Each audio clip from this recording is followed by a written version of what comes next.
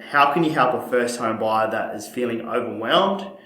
And on top of that, they're feeling nervous and quite emotional. So over the past year, I've helped a number of first home buyers get into the market. And we start off with two conversations.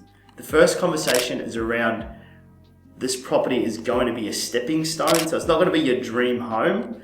Or it could be if you've got the budget for it, but what I find is the budget's normally a bit smaller and it's sort of entry-level budget. So we look at, assets that are going to be in the right location, but it might not be that dream home that they want, but they need to understand that this is going to be a lever that they're going to use 2-3 years down the track to sell that property and buy the next property. And from like a numbers point of view, like you can buy it for 500K, and then it might not be their dream property, but if they live in that for 2 years and then the market then pulls that price up to 650,000, now they've got access to another 150,000 that they can use as a deposit, which means that they can then go ahead and buy that $1 million or $1.2 million property, so they can get their dream home.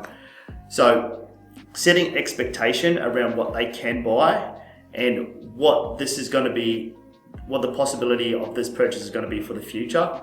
The second thing is actually scanning through everything that's online, looking at properties that are for sale, that are under contract, and that have sold, and having a real conversation around that. Most buyers are shopping in the areas where their budgets don't suit. So that's fine for the first week or even the first 3 weeks, but if they drag that out for the next 2 to 3 months, they're potentially losing out on other suburbs where they could have potentially purchased just maybe the next suburb over. So making sure you're crystal clear on what you're going to buy and just going through that process of either putting it on a spreadsheet or using a project management tool and putting it all in front of you with all the prices and having a really hard conversation with you. If you do those two things, you should be pretty crystal clear on your next property purchase.